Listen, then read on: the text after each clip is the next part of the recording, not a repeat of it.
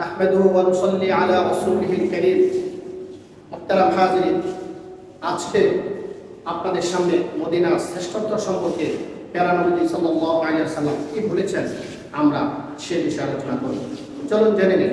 প্যারা নবী সাল্লাল্লাহু আলাইহি ওয়াসাল্লাম মদিনাকে সবচেয়ে বেশি ভালোবাসতেন, তাতে কোনো সন্দেহ নেই। কারণ হচ্ছে প্যারা নবী সাল্লাল্লাহু আলাইহি ওয়াসাল্লাম যখন কোথাও সফরে যেতেন, সফর থেকে তিনি দ্রুত মদিনার দিকে আসতেন এবং মদিনার কাছাকাছি এসে যখন মদিনার জনপদ ঘর বাড়ি দৃষ্টিগোচর হতো, তার চেহারায় আনন্দের আভা ফুটে হতো। রাসূল করিম সাল্লাল্লাহু আলাইহি ওয়াসাল্লাম বলেছেন, মদিনা হচ্ছে স্বর্ণকারের চুল্লির ন্যায়। স্বর্ণকারের চুল্লি যেমন স্বর্ণের ভেজাল দূর করে দেয়, ঠিক তেমনিভাবে এই মদিনা তার ভিতরে থাকা সকল মুনাফিকদেরকে মদিনা থেকে পরিচ্ছন্ন করে দেয়। এমনিভাবে এই মদিনা সম্পর্কে পেয়ারা নবী সাল্লাল্লাহু আলাইহি ওয়াসাল্লাম দোয়া করেছেন, বরকতের দোয়া করেছেন। তিনি বলেছেন, আল্লাহ, নিশ্চয়ই ইব্রাহিম আলাইহিস সালাম তোমার নবী এবং তোমার প্রিয় বান্দা। তিনি মক্কার জন্য দোয়া করেছেন, আমি তোমার নবী, তোমার প্রিয় বান্দা, আমি এই মদিনা বরকতের জন্য দোয়া করছি, তুমি এই মদিনাকে মক্কার চেয়ে দ্বিগুণ বরকতে সমৃদ্ধ করে দাও।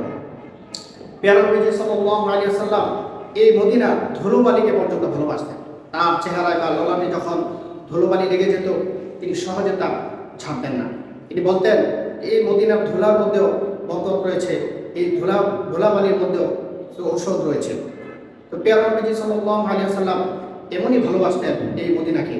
তাই তো অনেক গায়ক, অনেক কবি তার কবির ভাষায়, গায়ক তার সুরের ভাষায় অনেক আবৃত্তি করেছে, অনেক সঙ্গীত দিয়েছে। আমরা শুনে থাকি অনেক গায়ক বলেছেন, আমার থাকতো যদি ডানা, উড়ে যেতাম দূর মদিনায়, মদিনার ওই পথের ধ্বনি পাকতাম আমার গায়ে। আর মদিনা এমনই এক রহমতপ্রাপ্ত জনপদ, কিয়ামতের আগে যখন দাজ্জাল সারা পৃথিবীর সকল জনপদে তাণ্ডব চালাবে, ধ্বংসলীলা চালাবে, তখন এই মক্কা এবং মদিনায় দাজ্জাল প্রবেশ করতে পারবে না। কেননা মক্কা মদিনার প্রবেশ পথে ফেরেশতারা বসে থাকবে, সেখানে দাজ্জাল প্রবেশ করতে পারবে না।